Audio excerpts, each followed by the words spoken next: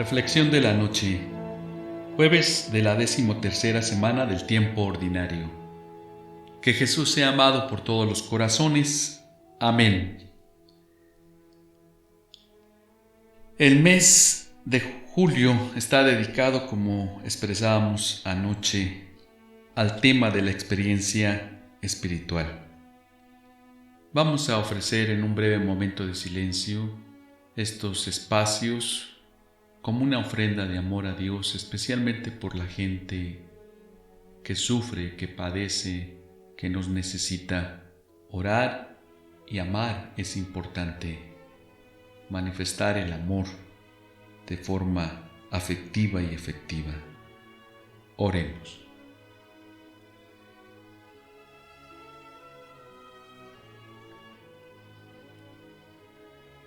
Aunque existen muchos espacios de espiritualidad cristiana y un notable énfasis en su cristalización histórico-cultural, por eso hablamos de espiritualidad monacal, religiosa, sacerdotal, laical, etc.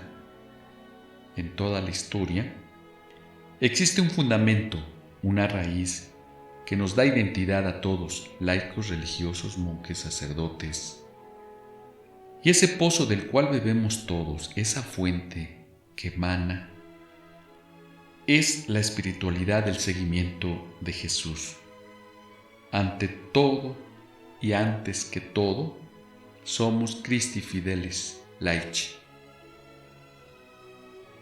Quien acepta esto, lo comprende y lo vive, podrá vivir mejor ulteriormente el carisma y la vocación específica por la que opte, por la que se sienta llamado, agraciado por Dios. Es decir, antes de vivir el espíritu franciscano, carmelita, benedictino, etc., antes de ser catequista, misionero, miembro de un movimiento eclesial, de un instituto de vida consagrada, esposo católico, cónyuge católico, mayordomo, toda esa riqueza de carismas y dones, debemos primero ser discípulos misioneros de Jesús. Así no caeremos en la ambigüedad y en la incoherencia, en la incongruencia que tanto daño hace a todos. Entonces esto supone conocer la espiritualidad de Cristo, vivir en Cristo, como decíamos ayer. Es el lenguaje de San Pablo: con Cristo, por Cristo, en Cristo, para Cristo. La experiencia espiritual de Jesús, qué importante es para todos nosotros. Respondamos entonces cómo inicia todo esto de la experiencia espiritual católica, cristiana. La palabra experiencia tiene varias acepciones y enfoques. Etimológicamente viene del latín experior y a su vez del griego peiro. Podríamos traducir o decir su significado: pasar a través de una prueba con la cual se consigue o se conoce una cosa. En alemán significa o viene del verbo viajar, implicando así como la verificación de algo, viajando, sumergiéndose y penetrándolo para adquirir un conocimiento. Supone entonces un conocer desde dentro, desde la propia relación con las cosas. Y no es algo puramente subjetivo, nacido de la propia fantasía, sino, imagínense, cada uno inventaría no sé qué cosas.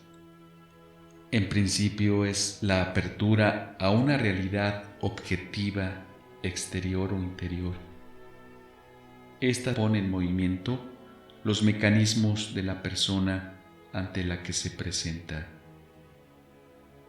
Es algo profundamente vital que se padece en la propia carne, podríamos decir. Si no, no es experiencia. La experiencia entonces surge de la vida y retorna a la vida, pero no vuelve como fue. la persona es ya distinta. Por este contacto, por esta receptividad y reciprocidad, se da una transformación. La experiencia cristiana es el proceso relacional de la fe en la fe, proceso relacional, podríamos decir divino-humano, como transformación. Dios se comunica con nosotros, se da, participa de nuestra experiencia. Por eso hemos escuchado tantas veces en la teología, en las homilías, en la reflexión espiritual, Dios participa de nuestra experiencia y mi historia es su historia. Mi historia es la historia de Dios. La Sagrada Escritura se define también como la historia de la salvación de Dios. Un gran filósofo, estudioso de la filosofía de la religión, Javier Zubiri, él decía: el hombre no es que tenga experiencia de Dios, es que el hombre es formalmente experiencia de Dios. El hombre es un ser en Dios.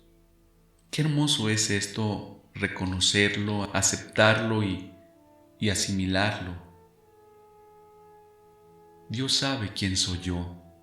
Dios sabe quiénes somos. Dios entra en contacto con nosotros, viaja dentro de nosotros, se introduce en nosotros en la plenitud de su Hijo Jesús. Por eso tenemos experiencia de Él, somos experiencia de Él y nosotros tenemos experiencia de Dios. En realidad la vida humana depende de ello.